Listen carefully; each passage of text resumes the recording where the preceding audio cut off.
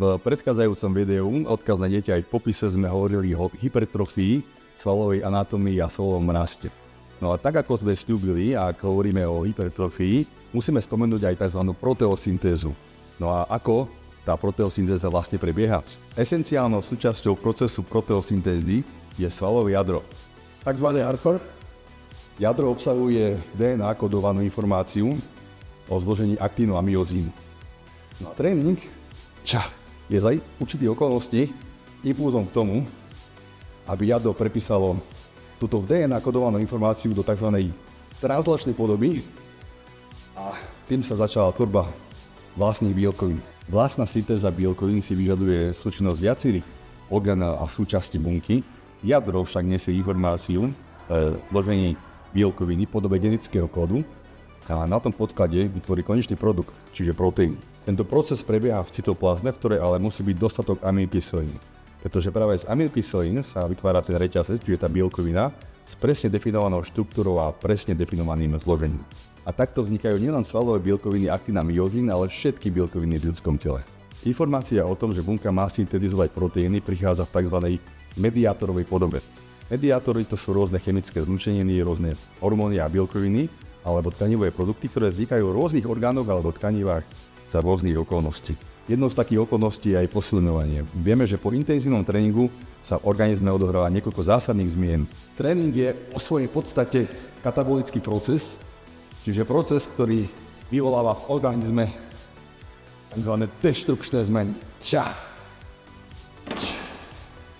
Hlavným hráčom týchto zmien je hormón kortizol, ale okrem hormónov sa tu uplatňujú aj ostatné mediátory, a to napríklad produkty tkanivové alebo produkty imunitného systému.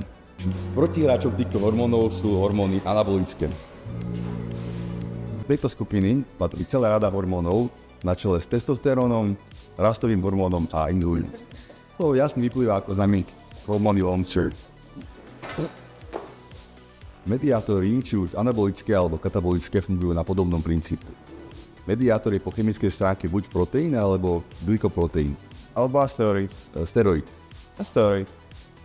Každý mediátor má na bunečnej membráne odpovedajúci receptor.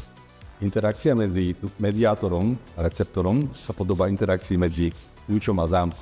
Mediátor má svoju určitú presne definovanú skladbu, ktorá štruktúrálne, priestorovo, chemicky aj fyzikálne korešponduje s receptorom. Ak chceme laicky vysvetliť interakcie medzi bunkou a mediátormi, tak môžeme použiť nasledovný príklad. Ak je bunka nejakým domem alebo bytom s množstvom dverí a izieb, tak potom bunková membrána je akosi hlavnou bránou do bunky. Každé dvere majú svoj zámok a odopnutie každých dverí zavedie návštevníka po konkrétnemu zámku. Ak návštevník, čiže mediátor, má ten správny kľúč, tak potom dokáže tie dvere aj odomknúť.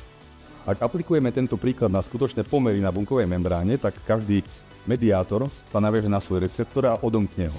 No a to naštartuje práve tie cieľové procesy v bunke, čiže v našom prípade proteosyntézu. K tomu opäť príklad, testosterón je mohutným anabolickým aktivátorom a najsilnejším spúšťačom procesu proteosyntézy.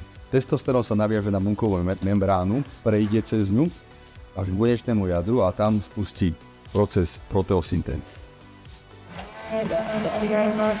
Tak sa nám to podarilo. Pre dnešok je to všetko, ale aby sme túto tému naozaj dokonale vyčerpali, tak v ďalšom videu si povieme, čo naše svaly chcú a po čom naozaj túžia. A to je naozaj veľmi atraktívna téma. Máte sa na čo tešiť. Čaute.